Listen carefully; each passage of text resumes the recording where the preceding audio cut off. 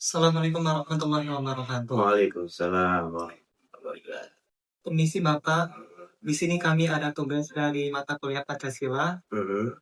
Apakah Bapak bersedia untuk kami wawancarai sebentar Pak? Oh, untuk wawancara insya Allah kami bersedia.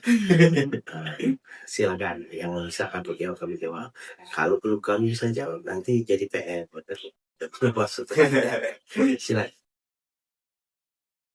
Bagaimana Masjid Agung dapat menjadi simbol persatuan masyarakat Palembang dari masa ke masa? Persatuan ya. Kalau persatuan jelas Masjid Agung ini diprakarsai oleh seorang sultan ya, Raja Palembang. Nah, Raja Sultan Palembang ini inginnya masyarakat kota Palembang dan sekitarnya ini bisa bergabung dalam suatu wadah ya, wadah yang namanya untuk ilmu agama.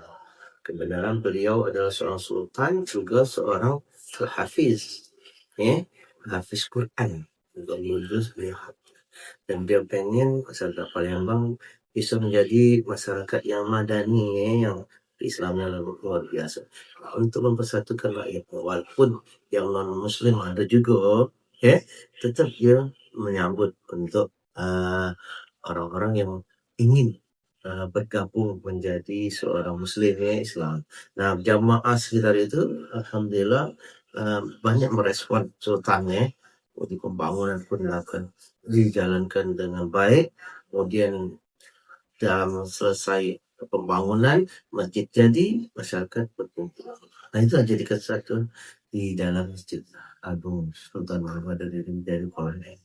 Itu kemauan sultan memang alhamdulillah sampai saat ini tetap dijaga kesatuan dari anak umat ya, walaupun yang datang khusus untuk yang beribadah, namun tidak kemungkinan ada juga orang-orang non muslim kadang dia berwisata yang tidak agung, tapi tidak boleh masuk ke dalam area masjid untuk sholat karena suci ya, kita ya harus berwudu dulu gitu. Iya Pak. Nah, itu jadi kesatuan di situ.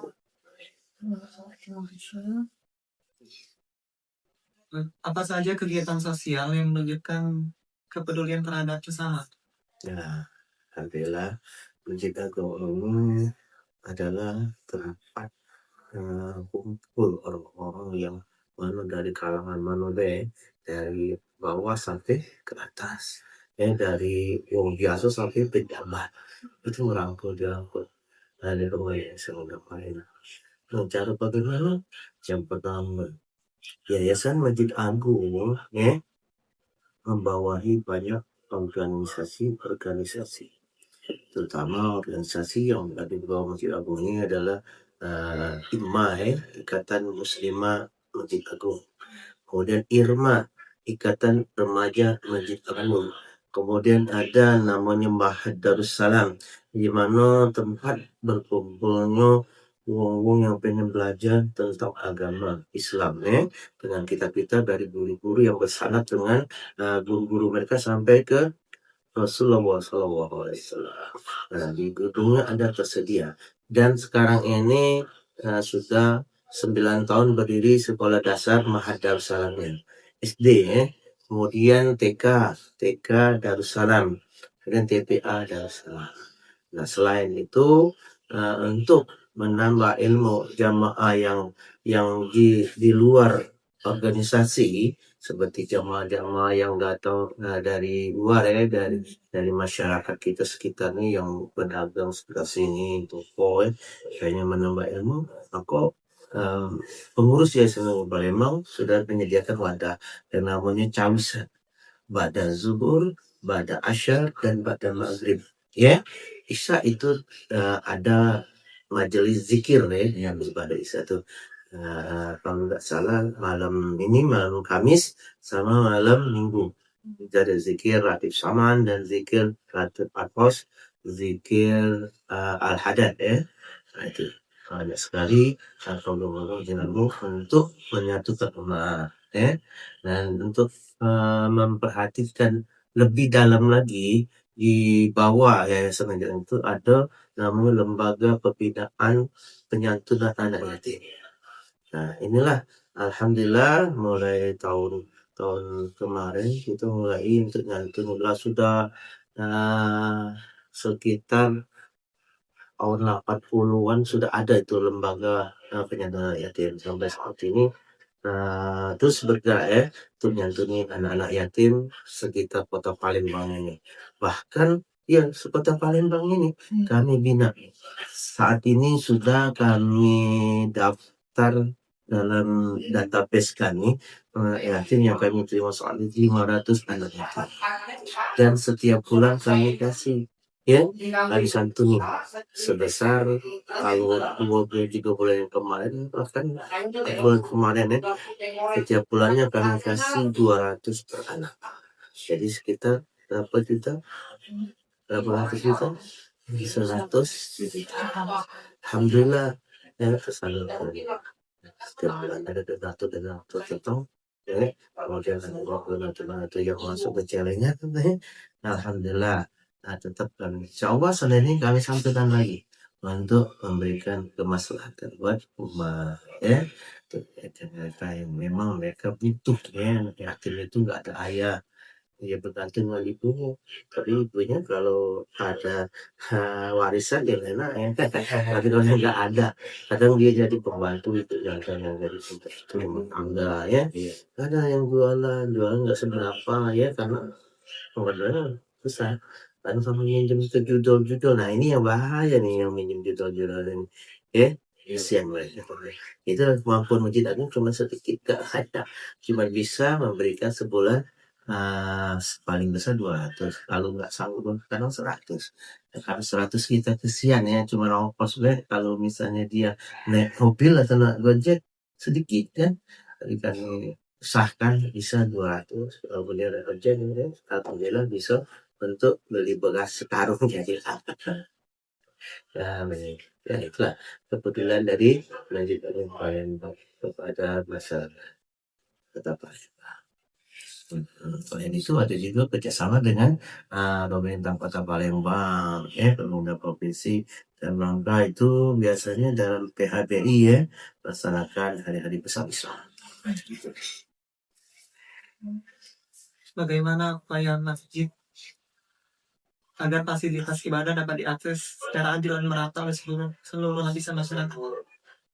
Jadi fasilitas yang disediakan di Masjid Sultan Mahmud itu alhamdulillah kalau melihat dari fasilitas itu Masjid Agung bekerja sama dengan dinas-dinas dinas itu PT PLN itu supaya Masjid Agung ini listriknya tidak mati.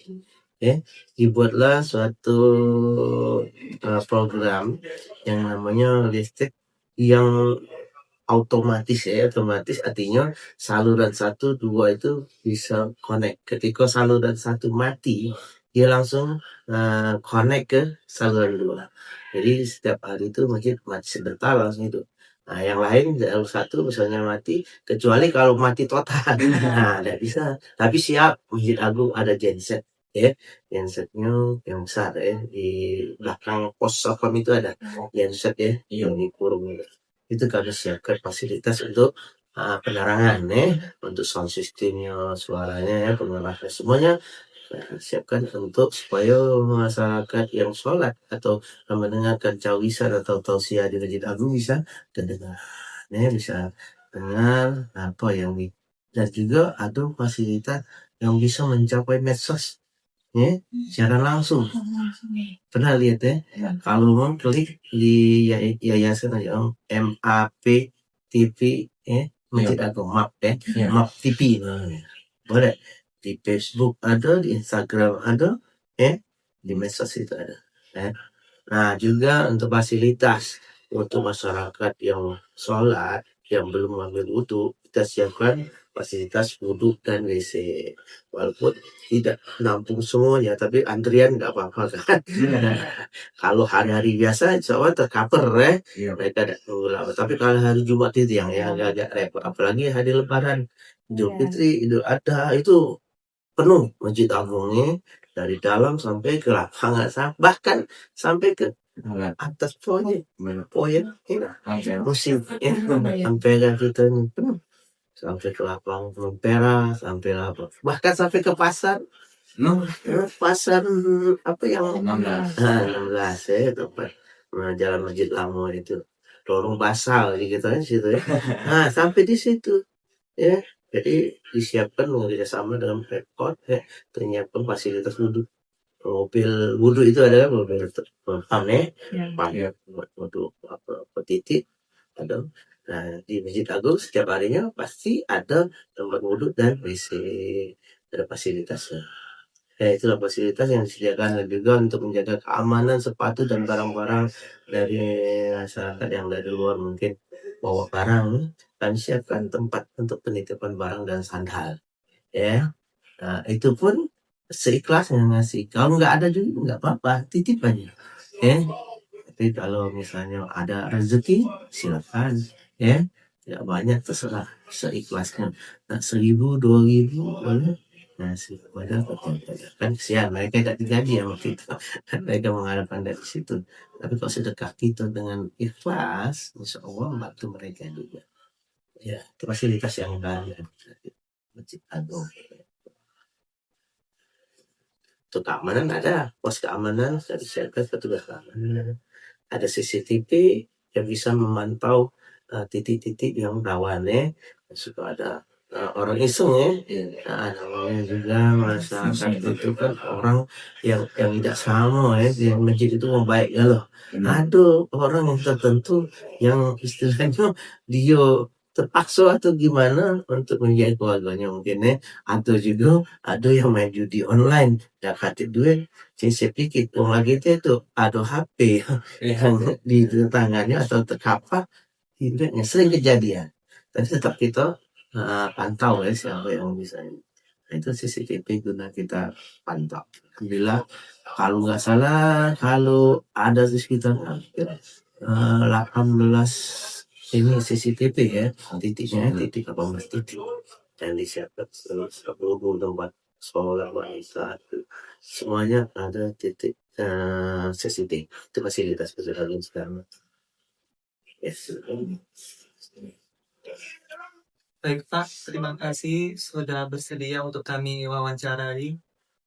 Maaf sudah punah waktunya. Ya. Kami akhiri. Wassalamualaikum warahmatullahi wabarakatuh. Waalaikumsalam warahmatullahi wabarakatuh.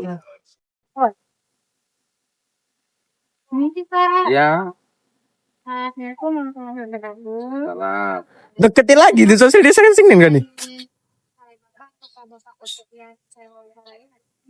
Boleh. Apa itu? Tentang nilai-nilai berkelanjutan. Jadi pertanyaannya bagaimana nanti mengajarkan sikap saling menghormati satu sama lain walaupun terdapat perbedaan keyakinan ataupun pendapat seseorang. Menurut Bapak itu Nah, menurut Bapak ya, satu orang Muslim kita harus saling menghormati berbeda pendapat karena di sini Islam Udah kemasing mengajarkan kita Ini juga agil social sebagai distancing. agama rahmatan lil alamin, rahmat seluruh alam. Rasulullah selalu mengajarkan semua itu. Jadi kita harus toleransi perbedaan pendapat, bahwa kita sama di hadapan Allah Subhanahu wa taala, tidak ada perbedaan derajat ataupun jabatan ataupun kekayaan. Itu aja rekan kita. Untuk pertanyaan kedua, menurut Bapak apa prinsip-prinsip yang dijunjung ketika jamaah berdiskusi atau melakukan musyawarah? Prinsipnya apa sih? Kalau untuk prinsip-prinsip dalam agama Islam untuk perbedaan pendapat, yaitu pertama kita pendapat itu berdasarkan perbedaan itu kita landaskan kepada Al-Quran, Sunnah dan hadis serta dalil yang sahih. Karena sumber dari kebenaran itu berada di dalam Al-Quran, Sunnah, hadis itu, bahwa itu merupakan rujukan kita. Jadi tidak bisa berdasarkan pendapat sendiri ataupun kelompok tertentu ataupun mazhab yang kita yakini.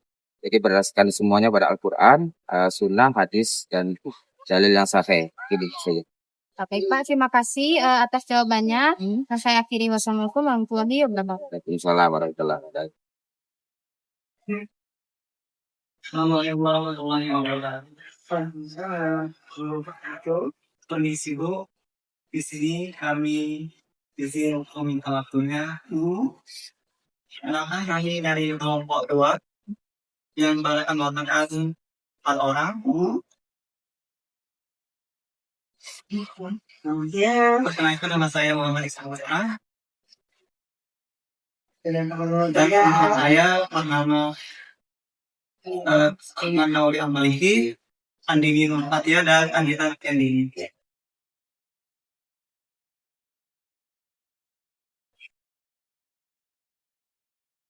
Terus, sini tanya Bu, peninggalan apa yang ada di Museum Sultan Mahmud pada Luar yang menunjukkan persatuan toleransi antar umat beragama. Ini yang berkaitan sama jenis perkara ya, yang lain lah. Kalau dari ininya, kesatuannya ketuhanan yang Maha Esa, kita memiliki koleksi, ada beberapa acak di bawah, ya, itu ada Ganesha, ada kita suara, ada acak Buddha. Nah itu pada makanya mungkin sampai sekarang ya, kayak gitu, walaupun bentuknya sudah berubah, masih digunakan untuk agama itu masing-masing. Kayak gitu ya Kak. Kalau udah kita Islam, di sini juga ada koleksinya, ada Al-Quran tulis tangan, ada Al-Quran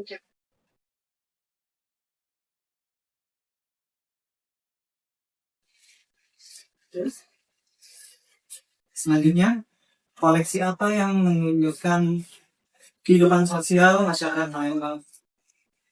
kehidupan sosial Palembang, koleksi kain songket.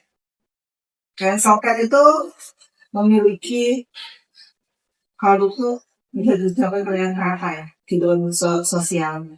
Semakin banyak dia mempunyai kain songket dan semakin banyak kain songket itu yang berkualitas, itu menandakan keamanan. Jadi kalau dulu orang kebanyakan bakalan, kalau kain songketnya terbuat dari benang emas, jatuh, itu harganya ratusan juta, puluhan hingga ratusan juta. Dari situlah dari kain songket tadi, karena bermacam-macam jenis kain songket ya, itu yang menunjukkan tingkat sosialnya masyarakat Palembang. Tapi juga ada yang lainnya, tapi karena Palembang itu terkenal dengan kain songketnya gitu ya, dengan kain songketnya yang begitu cantik dengan beragam motif. Nah itu dengan kain songket dalam pernikahan juga, kain songket itu sangat ini loh, orang selalu harus berapa tuh songketnya lanjut. Nah ada sengaja songket 7 turun, 3 turun, 7 turun kemarin songket itu ada 7. Nah kayak gitu, jadi itulah menunjukkan tingkat itu sosial dan serata, tapi kembali lagi ke akarnya.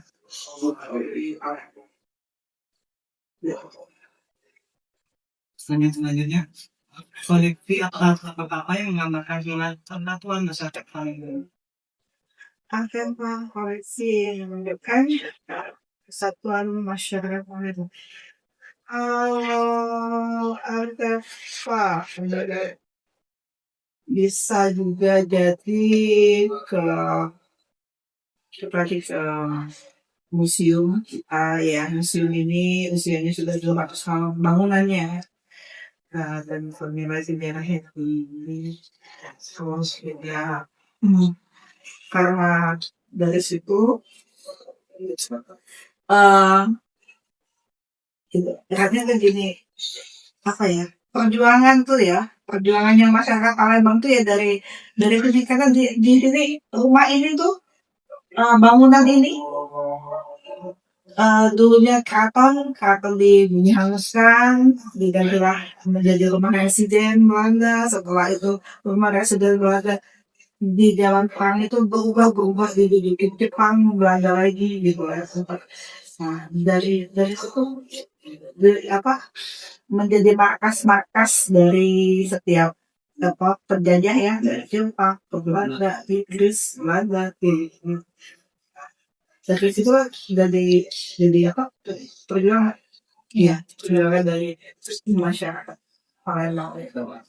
Dari situ dan akhirnya pernah menjadi hotel juga pernah sini teritorial, akhirnya menjadi dinas pemerintahan daerah.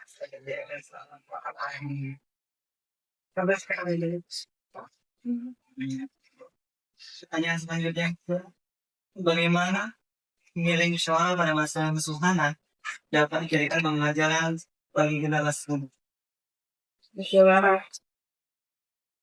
kedaulatan kesultanan pada masa kesultanan itu musyawarah itu sekali sampai api dengan asal dari musyawarah itu juga sampai itu kadang menjadi karena sakit saja ya, takut kuncinya si Belanda.